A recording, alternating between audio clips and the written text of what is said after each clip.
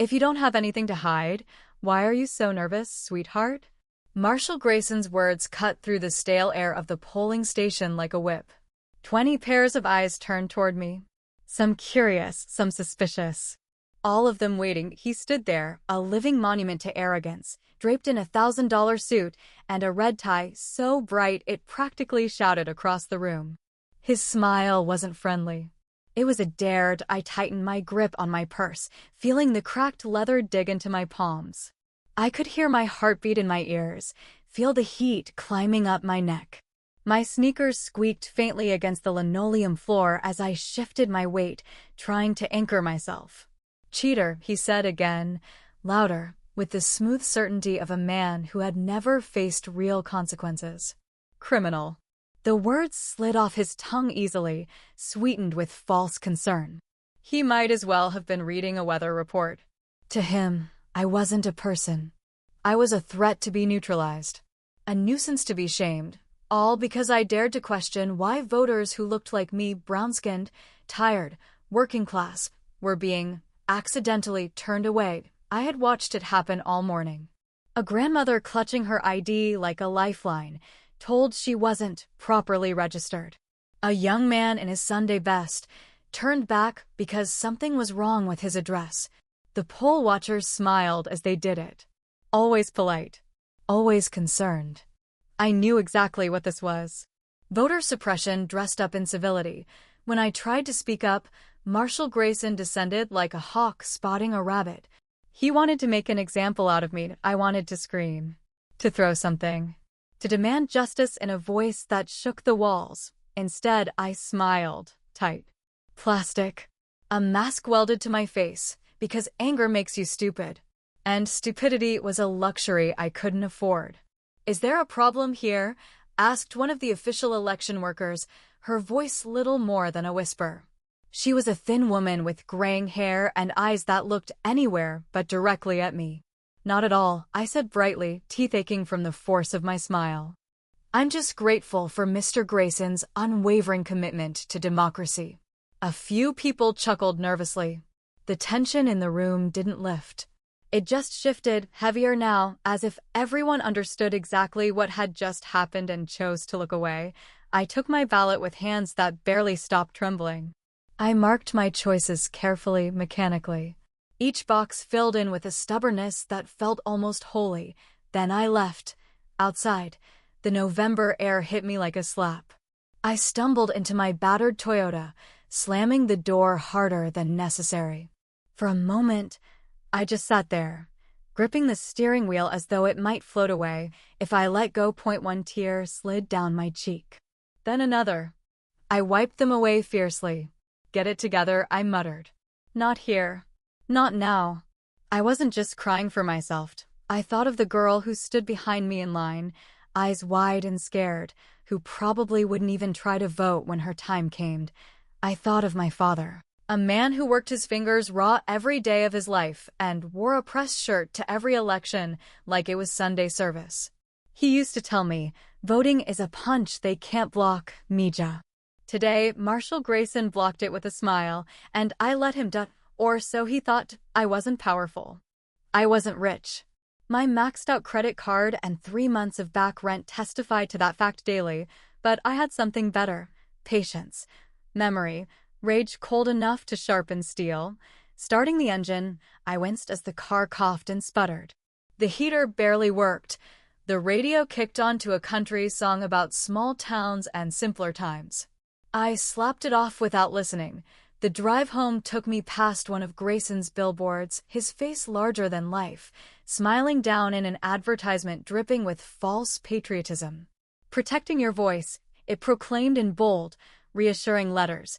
The laughter that burst from my throat was sharp and humorless. Protecting it for who?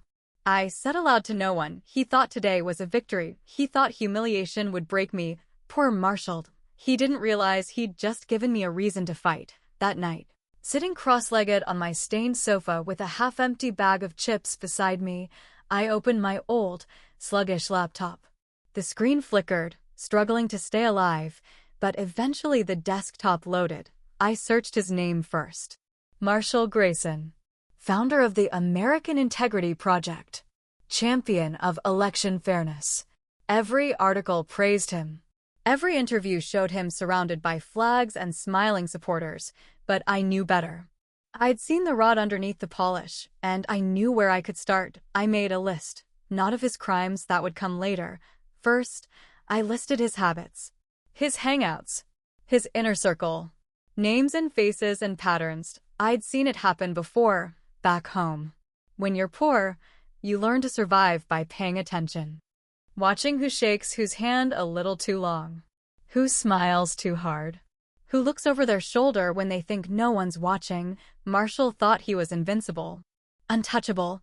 Everyone does, until they aren't. By midnight, the apartment was cold enough that my breath fogged in the air.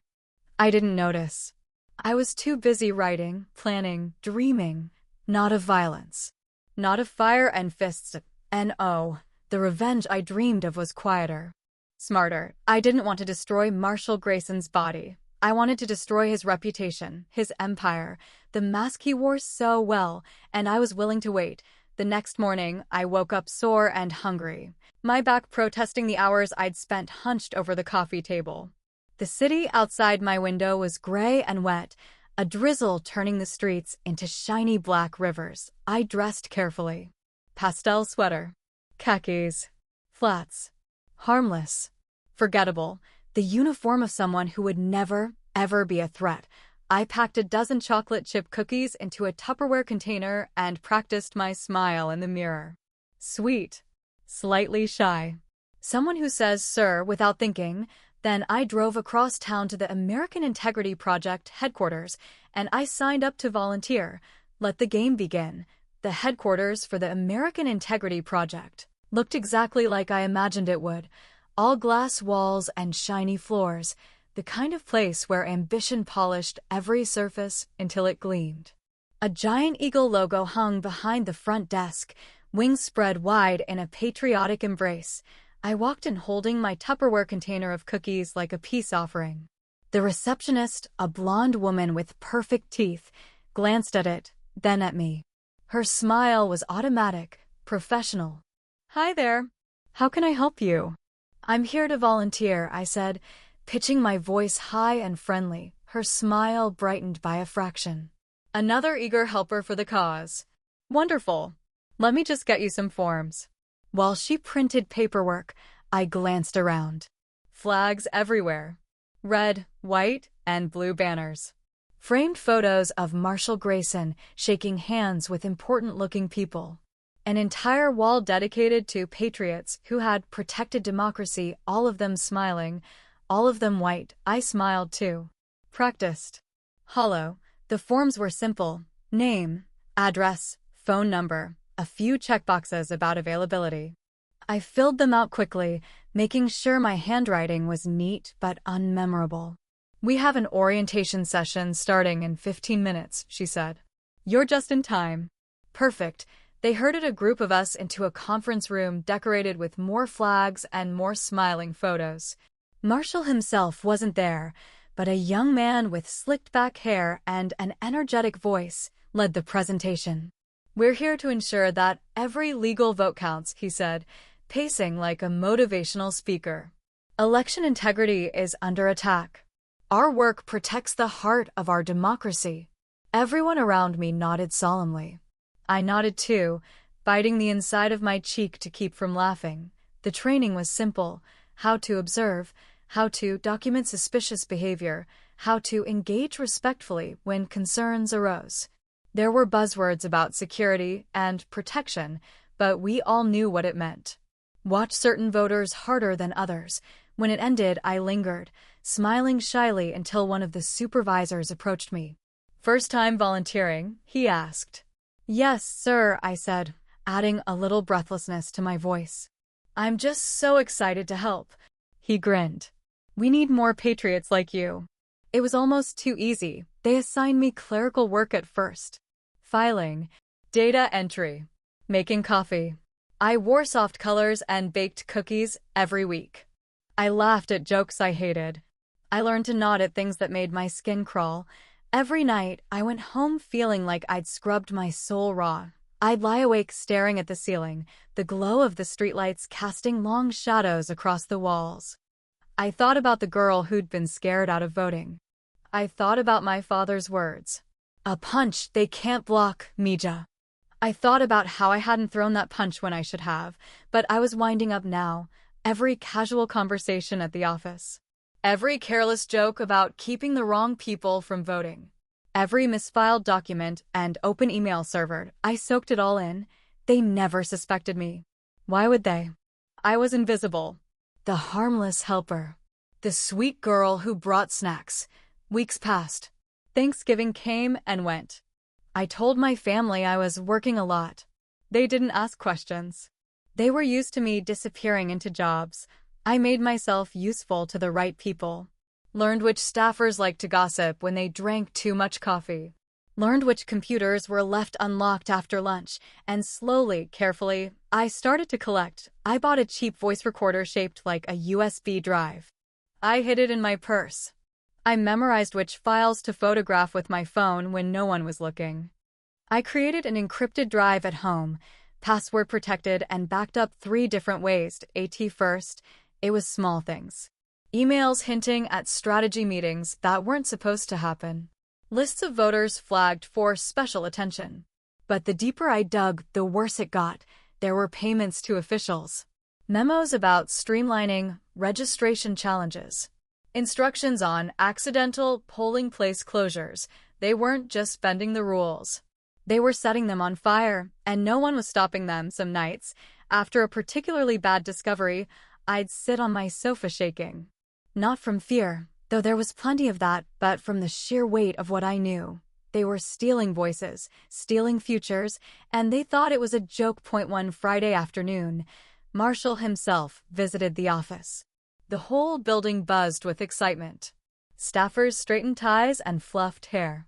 Volunteers elbowed each other for selfies. I stayed in the background, folding pamphlets and watching. Marshall was exactly as I remembered him, polished, confident, utterly sure of his own righteousness. He gave a short speech about the importance of vigilance and preserving democracy. People cheered. I smiled and clapped along with them, feeling my stomach twist. When he passed by my table, he stopped. "You knew?" he asked. "Yes, sir," I said, heart hammering. He nodded approvingly.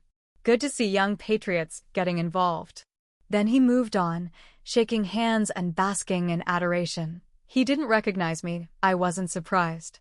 To him, people like me blended together. Background noise, but I recognized him. Every line of his face, every note of his voice, and I remembered every word he'd said at the polls. Cheater. Criminal. The memory burned like a brand. That night, I added another file to my collection, a recording of his speech, the fake smiles, the empty promises. I was almost ready. Almost. But not yet. Patience. Memory. Steel. December rolled in with cold rain and long nights. The office slowed down for the holidays. People became careless, distracted by parties and travel plans. Perfect. I slipped a few more documents into my archive. Took careful note of special meetings scheduled right before the new year. One meeting in particular caught my eye, a gathering of trusted partners to discuss election strategies for the coming cycle. The invite list read like a who's who of local influence. Judges, clerks, business leaders, and it was happening at the Grayson Estate, an unofficial meeting. Off the record, an opportunity. I tucked the information away, heart pounding. This was it. The crack in the armor, the place where the truth would bleed out. I spent Christmas alone, pretending it didn't bother me. Drinking instant cocoa, watching old movies on my tiny TV, but in my mind, I was already there. Already plotting. Marshall Grayson thought he owned the system. He thought he owned the truth. Soon, he would learn otherwise, and when he did, it wouldn't be with a bang. It would be with a whisper. The kind that spreads. The kind that pulls down empires. I closed my eyes and pictured it, not vengeance. Justice. Real justice.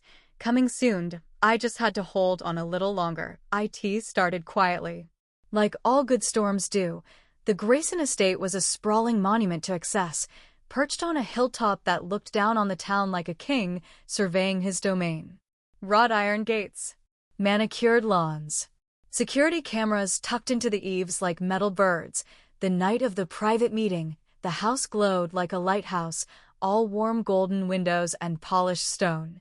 Expensive cars lined the circular driveway, engines ticking softly as their owners disappeared inside. I parked 2 streets away and walked the last stretch, heart thudding with every step. The air was sharp with winter, the sidewalk slick with a thin sheet of ice. My fingers numbed around the small recorder hidden in the lining of my jacket. No backup. No cavalry. Just me. I found a spot near the service entrance, tucked into the shadows.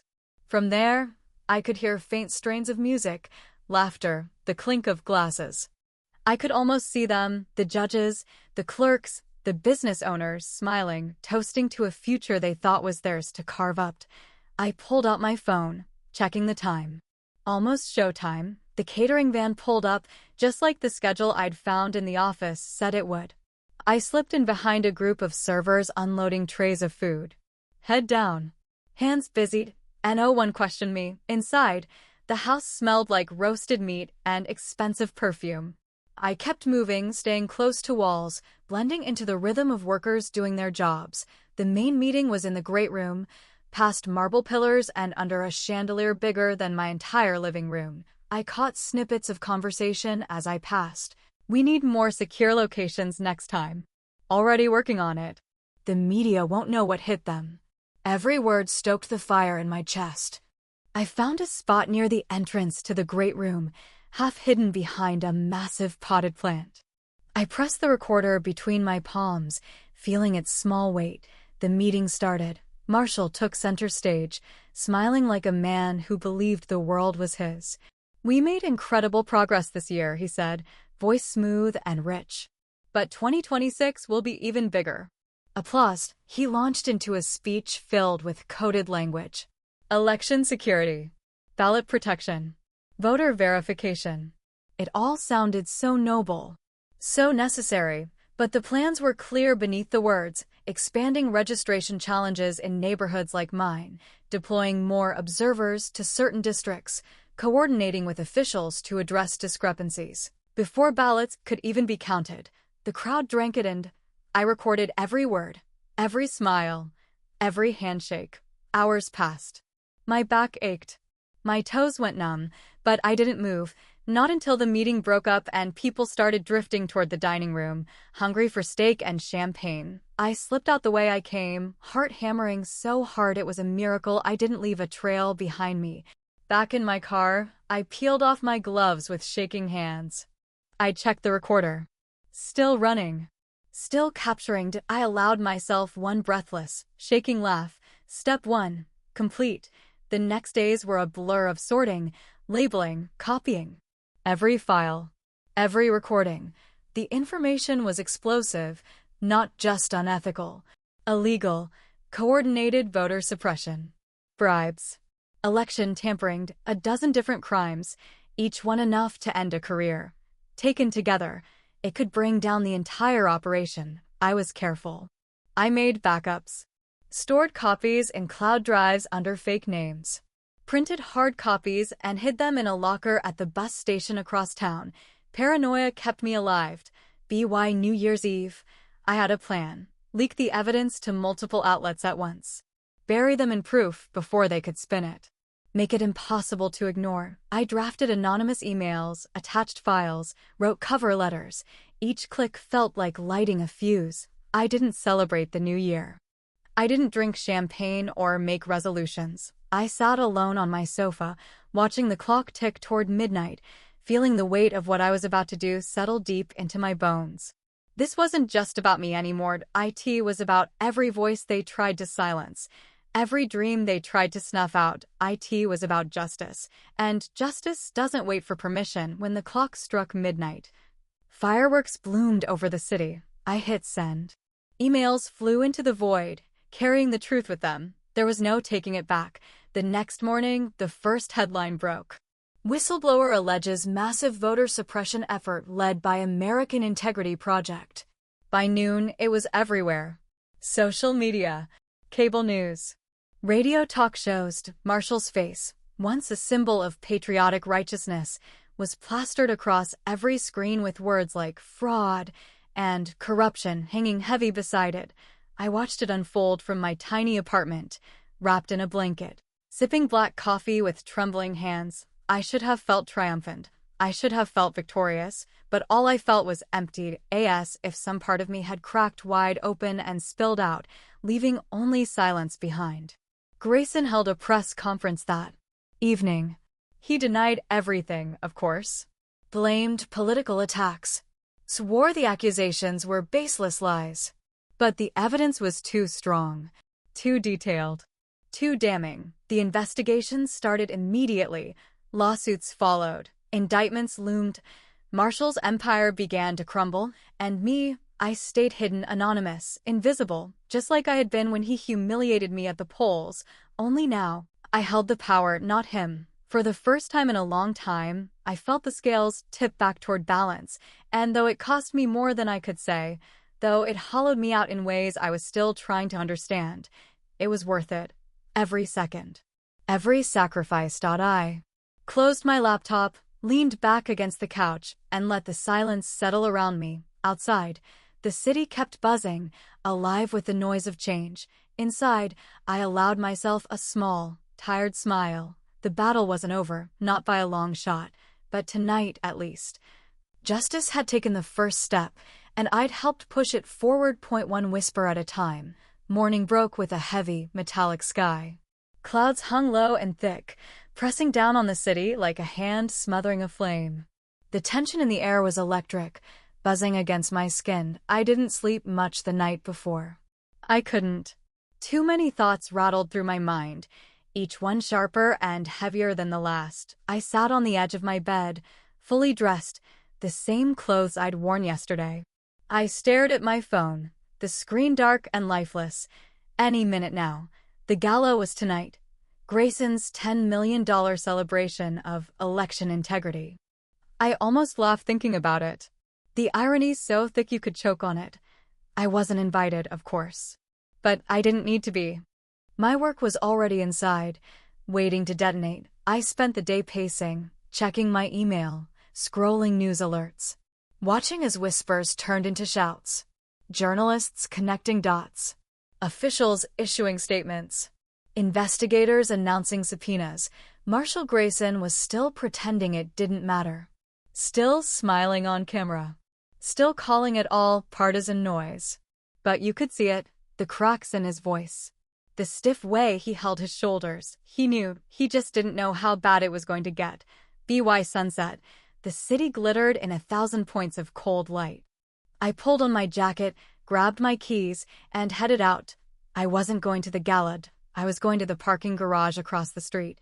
From there, I had a perfect view of the entrance. The red carpet. The security cordons. The press lined up behind velvet ropes that I leaned against the concrete wall, hood up, invisible, waiting. The first flash of chaos came an hour into the event. Phones buzzed. Journalists whispered frantically to each other. Camera crews scrambled for position. Then the headlines started flashing across their screens. Exclusive: evidence links Grayson organization to voter suppression scheme. Leaked documents suggest widespread fraud. Federal investigation launched into American Integrity Project. The ripple effect was instant. One guest after another checked their phones, faces falling. Some turned to leave immediately. Others clustered together, whispering, glancing around nervously. Security tightened. Reporters pushed forward, shouting questions, and then, right on cue, Marshall Grayson himself stepped out into the chaos. He was smiling. That same, practiced, photo-op smile, but it faltered the moment he saw the cameras. The moment he heard the questions. Mr. Grayson, care to comment on the allegations? Marshall, did you authorize voter suppression tactics? Are you stepping down? The flash of bulbs lit up his face, catching every micro-expression he couldn't hide fast enough.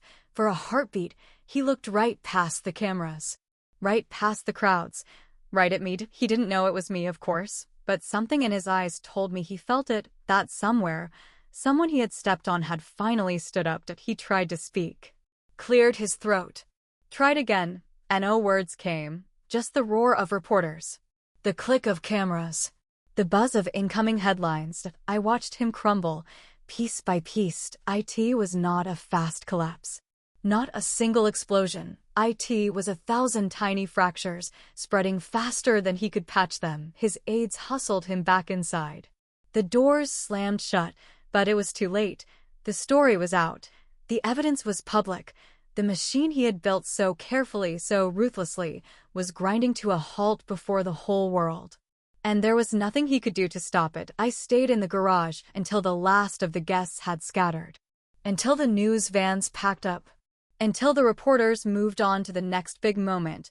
Only then did I allow myself a breath. I slid down the concrete wall, sitting on the cold ground, legs stretched out in front of me. The city buzzed below, uncaring and endless. Above me, the sky churned with restless clouds. Inside, I felt not victorious. Not exactly. More like released it. As if I'd been carrying a weight so heavy for so long that I had forgotten what life felt like without it. I thought about my father, about his battered hands, his stubborn pride, his voice telling me over and over, voting is a punch they can't block, Mija. And I realized this was the punch, not the vote they tried to steal, not the ballot they tried to suppress. This, the truth. Unstoppable. Uncontrollable, a punch they could not block. I closed my eyes and let the exhaustion pull me under. When I finally stood, I felt lighter, not healed, not whole, but lighter. I turned away from the wreckage of the night. Walked down the ramps, boots echoing in the concrete tunnels. At the bottom, my car waited. Engine cold. Windows fogged. I climbed inside, started it up, drove into the night, and as the city swallowed me whole, I let myself smile. A real smile. Not for what I destroyed, but for what I'd protected. The right to fight back, the right to be heard, and the quiet, burning certainty that no matter what came next, I had already won the only battle that mattered, because I refused to stay silent, because I fought, not with bullets, but with truth, and for the first time in a long, long time, that was enough. Some victories don't come with parades, some come quietly, in empty apartments, in the soft, uncertain exhale of someone who's survived their own war. The morning after the gala collapse, the world spun on. People still went to work. Kids still boarded yellow buses. Coffee shops still buzzed with sleepy chatter. Life kept moving, oblivious to the small seismic shift under its feet. I stayed inside. The news kept playing clips of Marshall Grayson's downfall on repeat. Anchors dissected his statements, analyzed every wrinkle of his forehead, every tremble of his hands. There were lawsuits now. Indictments. Investigations. The American Integrity Project's offices were closed indefinitely pending review. Marshall's allies, once proud to stand beside him, scattered like leaves in a storm. I muted the TV, leaned my head against the window, and watched the rain slip down the glass. It didn't feel like I thought it would. And oh, swelling music. No cinematic fireworks. Just quiet, and emptiness I didn't know what to do with. Still, bills needed paying. The whistleblower lawsuit, filed by journalists using my leaked evidence, worked its way through the courts. When it finally settled, my name was protected, sealed behind layers of anonymity. But the settlement funds, those found their way to me at a figure with more zeros than I'd ever dreamed of, enough to pay off every debt. Enough to buy my mother a house, a small, sunny place close to the ocean where she could grow tomatoes and sit in the sun. Enough to set up college funds for my nieces. Enough to buy a little piece. I booked flights. Signed papers. Watched signatures stack up on documents that proved, in neat black ink, that my old life, the one built on scarcity and worry, was over. It felt strange, handing the landlord my last rent check. Saying goodbye to the apartment where I'd spent so many sleepless nights plotting revenge. Stranger still to step onto a plane, watch the ground fall away, and feel free, not triumphant, not healed, but freed. I landed in Italy in early spring. The air was crisp and fragrant with lemons. The streets buzzed with scooters and conversation and laughter that didn't carry the sharp edge of fear. I rented a small apartment above a bakery. Every morning, the smell of fresh bread woke me before the sun. Some days, I walked until my legs ached, weaving through narrow alleys and open markets, letting the city's warmth seep into my bones.